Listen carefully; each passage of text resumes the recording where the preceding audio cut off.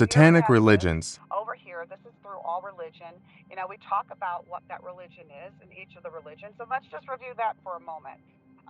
We'll start with Christianity. Christianity is a religion that was built on a lot of piety.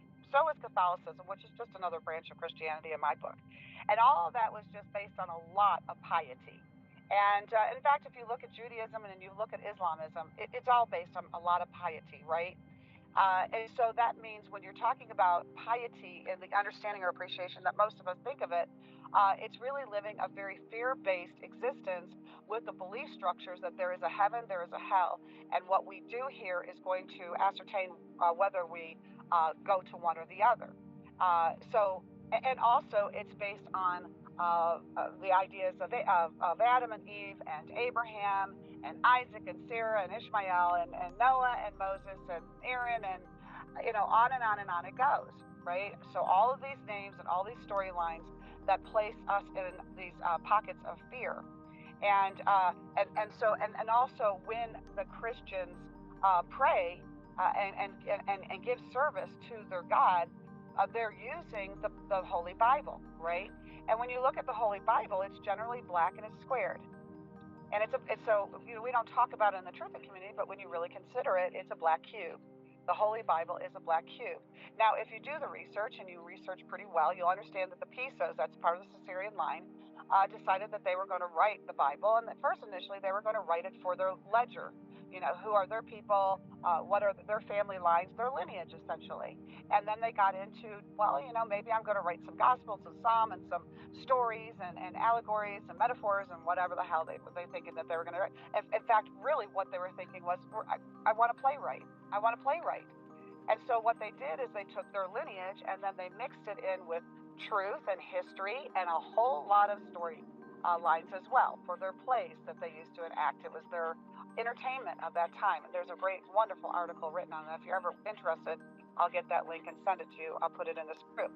However, so we understand that, and we understand that the New Testament is largely the playwright, and the vision and their perception and their desires and their dreams of how they're and everything that they wanted to make happen, what they wanted to create for this world that they have they chose to take over and they wanted to take over, or perhaps they always were here and was creating with the use of our labor and our enslavement. And then the Old Testament is that which is more that lineage, that ledger, right? This person begot that person who begot that person, yawn, yawn, yawn. So Christianity follows mostly the New Testament, but the Old Testament as well. Judaism follows the Old Testament and the Old Testament only. And so here Christians are using the Holy Bible as the black cube system, along with the rosary beads for the Catholic people, and of course some sects of Christianity and of course Catholicism love to participate in communion, which is the cannibalism of their God, which was a human in flesh, which most people can't seem to get over and understand what that really is. Meanwhile, the Jews do not believe in any of that, and they don't participate in communion or anything like that.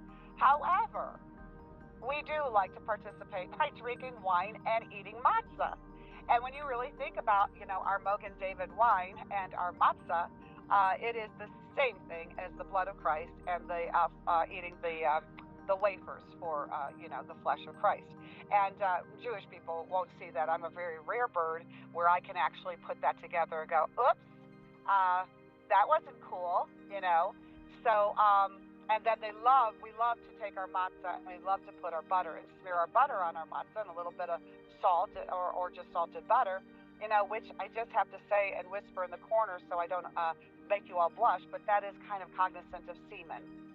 So yes, it makes the taste better, but please understand what butter is mucus melt, but it is very symbolic of semen as well.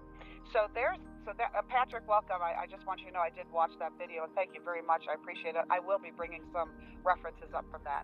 Okay, so then you got the Jews and where the Christians, they kneel on the ground and they or at the pew or whatever, and they put their hands together, right? And that's the pyramid, right? That's actually the pyramid. It's the yoni. So when you see people like the whale, Oprah Winfrey, and Hitler's daughter, Merkel, and all them, you know how they make the pyramid sign, they're always standing there in front of their waist making the pyramid sign and that sort of thing. Well, that's reference to the yoni. That is the female genitals, and the sacred pyramid.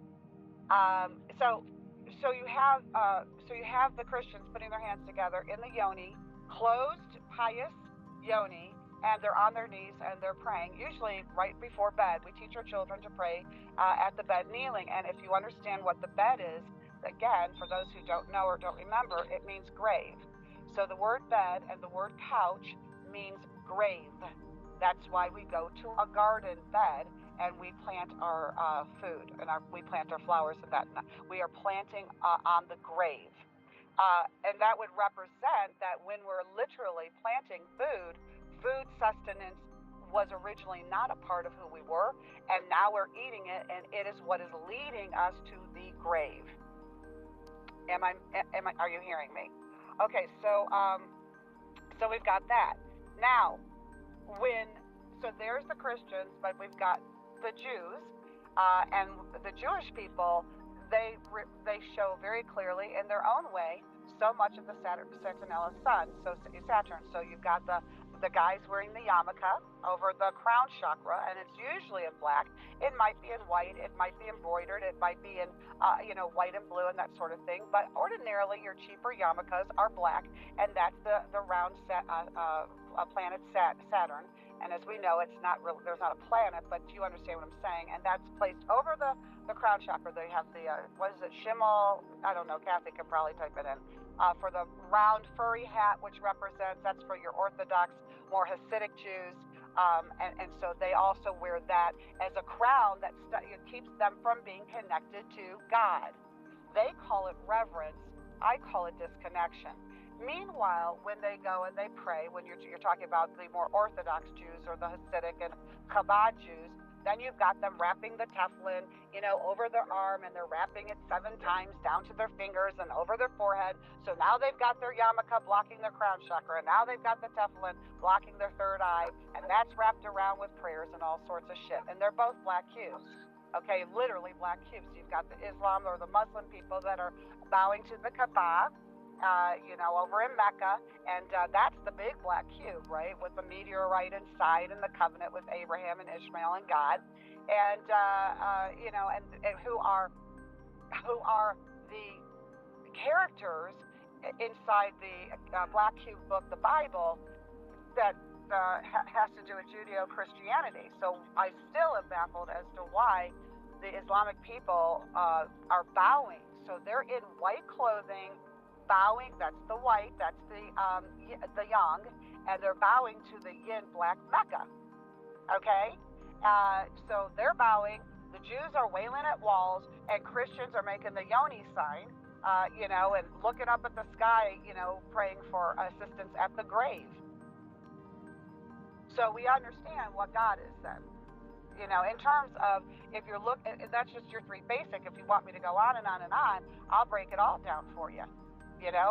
If you look at even Taoism, people really elevate Taoism, but the Taoists are always in black and white when they're practicing.